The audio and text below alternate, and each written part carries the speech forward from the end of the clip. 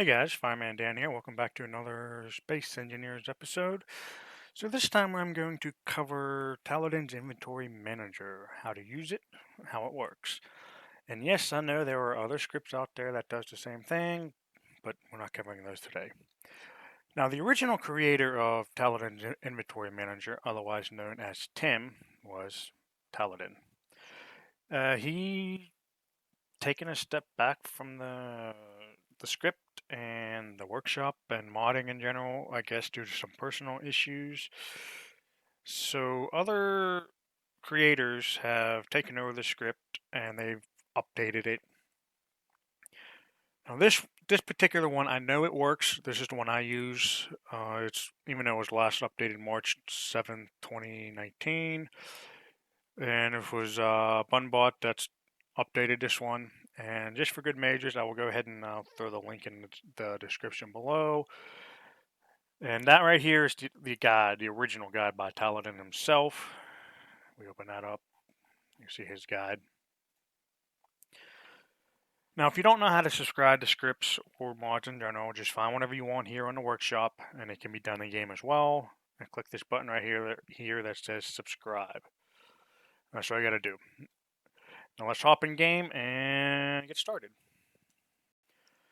Alright, so here we are at the main menu. If you do not know how to use scripts, the first thing you need to do is make sure your game is in experimental mode. And in order to do that, you come down here to Options, Game, and make sure this little box here next to experimental mode is checked. And then hit OK. From there, you can either start a new game, choose whatever scenario you want, go under Advanced and scroll down to where it says In-Game Scripts, check that box and push OK. If you already have a world loaded and that you are working on that you want to enable scripts, go to Load Game, select your world, hit Edit Settings, Advanced, scroll down and hit that same box and push OK. Alright, let's get in the world and we'll show you how Tim works. Alright, here we are in game. Now to use a script, place down a programmable block. You've got a large or small grid. Access it, hit Edit, Browse Scripts, search whatever you want.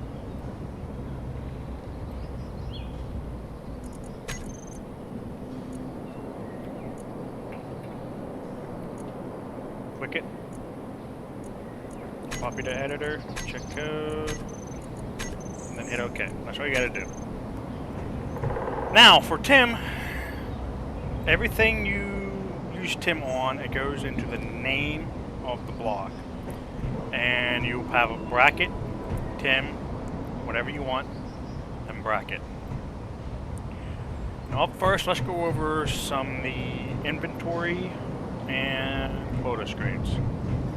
Now this here is the inventory for components. And as you see on this grid, I got just 20,000 girders. That's all I put in. Now in order to get this on, you put down your block or your LCD, your text panel, whatever you want.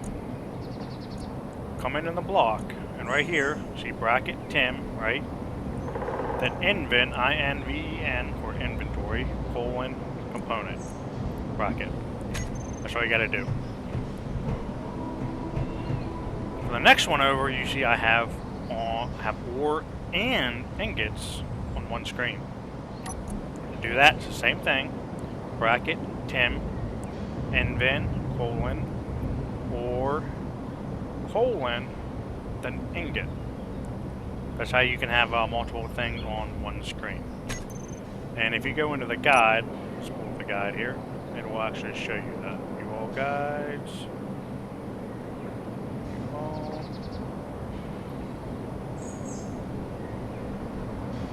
Zoom that.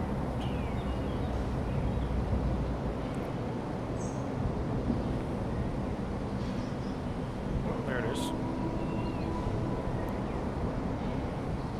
Inventory panels. This here is basically how you use inventory panels. Alright. Up next is quota panel. And what the quota panel does is it tells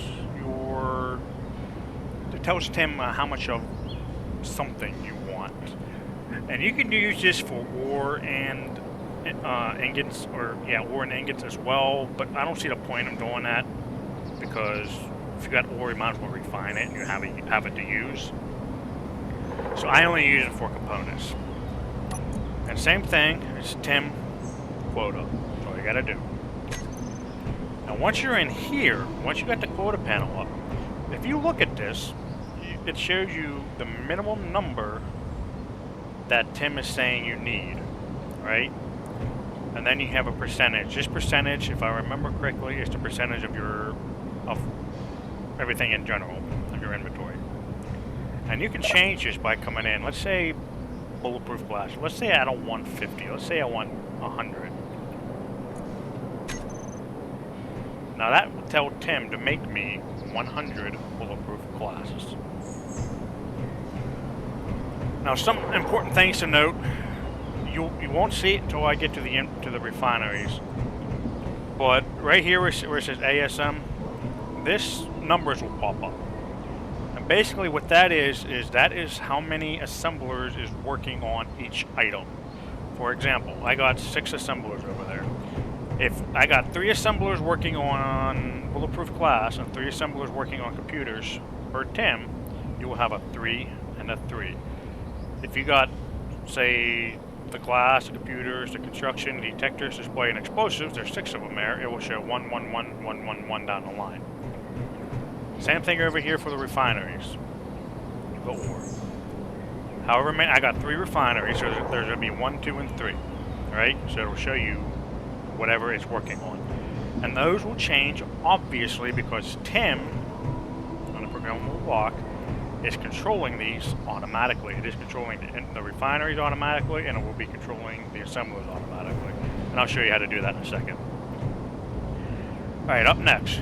So just for good measures, I got a bunch of ore in these cargo containers, right? And I do not have them hooked up just yet, because if I were to hook them up, they would automatically go into the refineries, right? And just to show you that, grab a conveyor too. Put that in. Now these refineries automatically start pulling in ore, right? Turn my sound down here a little bit.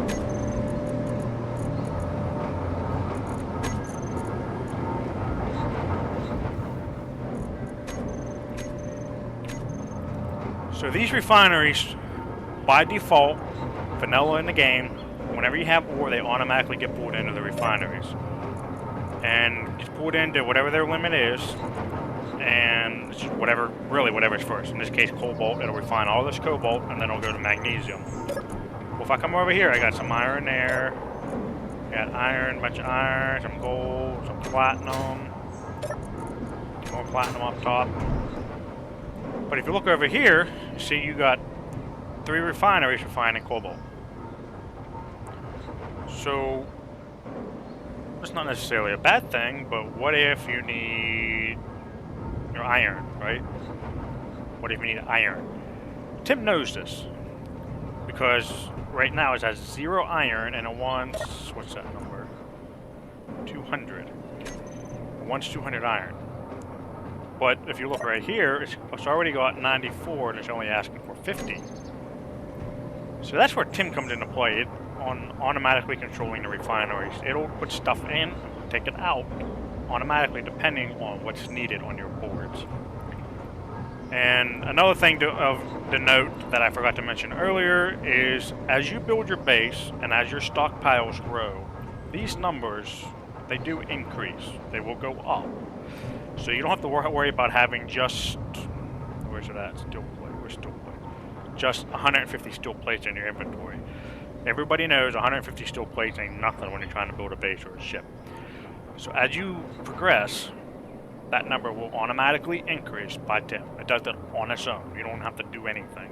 If you want to change that number, that's where the quarter panel comes into play.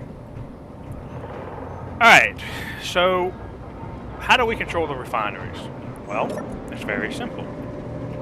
TIM, auto. That's it.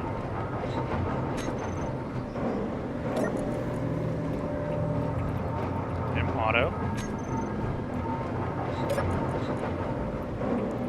TIM, auto. That's all you got to do. So, let's see what we're doing. So still refining cobalt.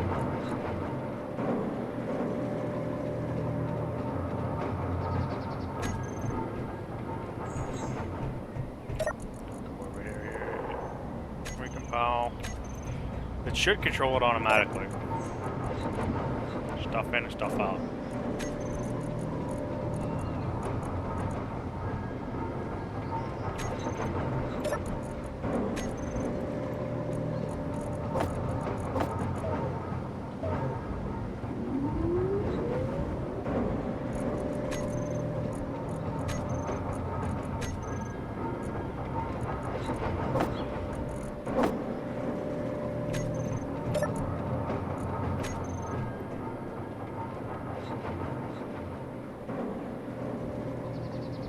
So we got 2 working on cobalt, even though Tim is enabled. I guess Tim says, hey, we need cobalt.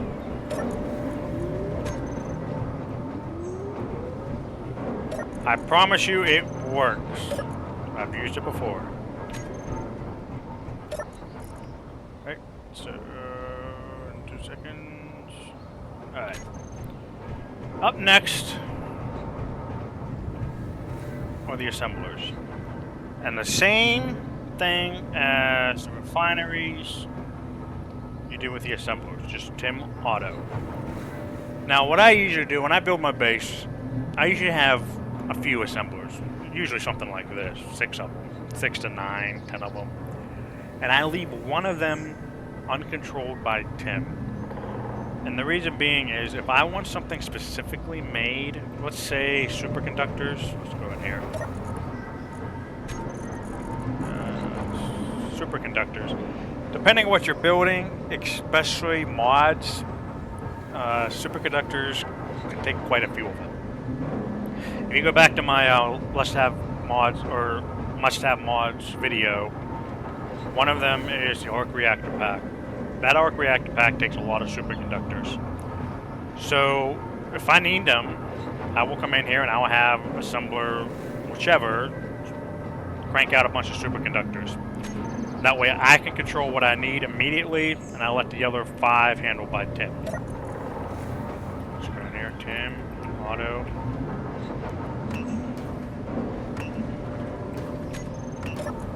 Now as you can see, it's automatically making stuff. Like I said, TIM does work. I don't know what it's still with the assemblers at this particular moment, but it does work. And once again, I leave one of them open. So we come back here, we got, you can see it bouncing around. And the explanation point next to them should mean, if I remember correctly, it's you don't have the resources to make that particular item. But as you see, they're bouncing around. So that's everything that the assemblers are trying to make. Construction, 10 small tubes, 6 steel plates made. So that's refineries, that's assemblers. Up next is cargo containers. Excuse me. So with cargo containers, as you see, I got a little bit of everything in here. Got some ore, I got some girders or components, I got some ingots, and then I threw in ice and uranium, and I'll show you why. On the back side, everything's connected except for this reactor, and we'll get to that in a moment. Now for cargo containers, you can designate what you want in each cargo container. So let's say this particular one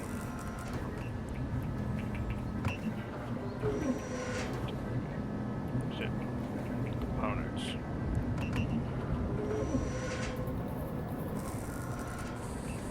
I want components in this cargo container. It will leave nothing but components in this one. The reason yellow stuff is in here is because I don't have a place for it. So for example, let's come over here. Let's put 10 ingots. And this one we'll put 10 ore.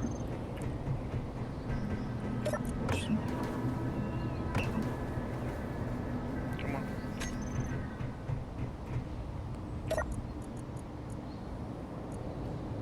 Oh, oops. 10 ore. So as you see, now I have components in this one, ingots in this one, and ore in this one.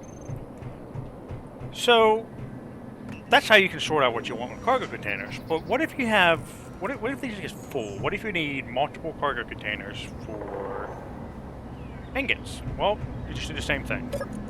10 component. And if it will actually split your component between them. And just to go, let's go ahead and demonstrate that for you. Let me grab a large cargo container. Throw that on the back here.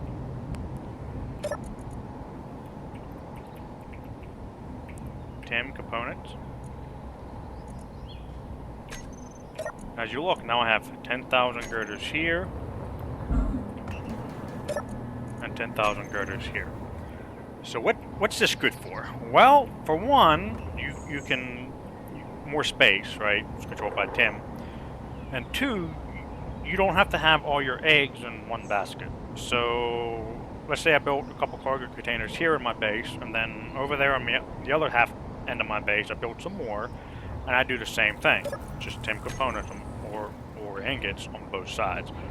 Well, now all my components and all my ingots and ore is split in one half of the base and the other half of the base. So if something happens to this, I'm not SOL. I don't lose everything. Now the next thing to show you is priorities.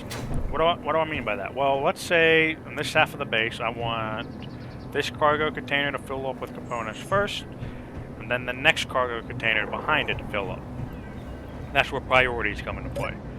And all you got to do is, colon P1 for priority 1, and see, 20,000 in here, and none in here, even though there's 6 components. And I will label this one colon P2, priority 2. So what that means is this will fill up with components first. Once this is filled, it starts filling that one up. And you can do the same thing with the ore and ingots as well. So that's priorities. Now for a couple of tips and tricks that I like to show you. So this here is O2 generator, right? Well, in order for it to work, you need ice. If you put ice in here, you're gonna have to keep coming back every time it gets used to fill your base or whatever. As we know, it doesn't automatically replenish. And if you put some ice in here, it gets used, boom, pretty soon you're out of ice. That's where Tim can come into play. So watch this. Tim, right? Ice, colon, say 1K, 1,000. Watch what happens. It automatically changes it, and I'll have 1,000 ice. So no matter what, Tim will always try to keep 1,000 ice in this O2 generator. So that is useful because A, it keeps it full, and B, it doesn't just work with ice, it works with everything. So let me just throw in, let's find some hydrogen tanks or oxygen tanks, whichever. Let's do a couple. Oxygen bottle, 5, throw in container. Where's hydrogen? Where's oxygen? Oxygen bottles, spawn a targeted container. So now I got 5 hydrogen, 5 oxygen bottles. Now, if I come in here, right, and I'm trying to remember, oxygen bottle and hydrogen bottle. Yep, hydrogen bottle. So now, all of my hydrogen bottles and oxygen bottles are in the O2 generator to get refilled. So if I were to grab one of these, right, and one of these, and they get used, so let's come over here. They get used. I come up to my cargo container, right? I just drop these in. They automatically go over to my H2 generator, and I grab 2 new ones. Boom. Simple as that. Now this trick also works for nuclear reactors. So why is that important? Well, as we all know, nuclear reactors automatically pull the uranium in. And it will keep pulling and pulling and pulling until it is completely full. Well, for a small reactor, that's not a big deal, because it's only 1,000 units they can use. But a large reactor, or even several of them, you can end up with all of your uranium inside your reactors. Well, what if you need it for, say, a rover or a small ship? Well, that's where you come in here and do the same thing I did with the H2 generator. Tim, uranium, let's say 500. Tim will always keep 500 uranium in this reactor at one time. And the rest can be in your cargo containers. So why is this useful? Well, I already told you. Because your reactors stay filled no matter what, and you have some left over for your other ships. Here's the catch with this. If you're using a script that shows you how much power you have left, such as the easy automation script or automatic LCD script that I just showed you in the previous video, that script will register by whatever this reactor can put out, right? Whatever it has left. Well, there's 500 uranium left in here, so this script is going to register you only have X number of power because you only got 500 uranium. When in reality, you have all this uranium. So just keep that in mind. One last little trick I want to show you is with back to the cargo containers. So I'm going to grab a small one. Go ahead and pipe this off here. I like to place little, I guess I can call them stashes throughout my base. Say my hangar area, or let's say I have a specific area where I'm building in, or out of my landing pads. And in these cargo containers, I keep items in it. Here's what I do. Tim, right? So steel plate 100. Interior plate, say 50. Construction components 50. Girders 50. Oxygen bottle 1. Hydrogen bottle 1. Right, so just to show you that, steel plate 100, interior plate 50, construction 50, girders 50, oxygen bottle, and hydrogen bottle. So obviously I only got girders here, I don't have steel plates or the construction or the interior plates. But here's why. So with these little stashes around my base, if you, once again going back to my previous video on must-have mods, I like to use the build and repair systems. The build and repair systems automatically build whatever you have, so you don't need to carry a bunch of items in your inventory. But you need to have the items in your inventory to start building, to physically start the building process. These 4 items, the girders, the steel plates, the interior plates, and the construction components, every component in the game requires one of those 4 as the first component to build. So if you have all 4 of those, I can come up, say I'm out, I can run up to this cargo container, grab. In fact, let's just go ahead and show you this. We'll use 500. So, construction components. I already got the girders in there. Interior plates. Steel plates. right? So I can, so let's say I'm building, I ran out of components. I can come back to my little stash, grab, and they automatically get replaced, right? And I can go back to my building. That's why I leave these at strategic locations throughout my base. And one hydrogen bottle, one oxygen bottle for the same exact reason is because if my oxygen bottle runs out, my hydrogen bottle runs out, I can come to my stash, grab a new one, right, and then deposit my old ones, and they automatically go back and get refilled. Right? See? So to recap, refineries and assemblers is you just put them on auto. Tim auto. I leave one assembler open, but you don't have to do that. That's a personal preference. For the cargo containers, it's Tim whatever you want, right? Components, inventory, or components, or ingots. You can specifically specify what you want, as you just seen. So you can still place 100, still place 1,000.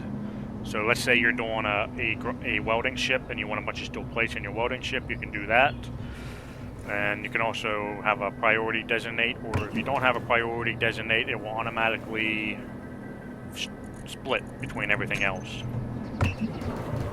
Down on your inventory screens, it's Tim Invin, then component, or ingot. And then you got your quota, Tim quota, and then you can change your quota for whatever you want. Well, that's Tim, folks. If you have any questions, please go ahead and leave a comment below. If you are not subscribed, please subscribe to the channel and like the video and share it with your friends. This is Fireman Dan. I am signing off.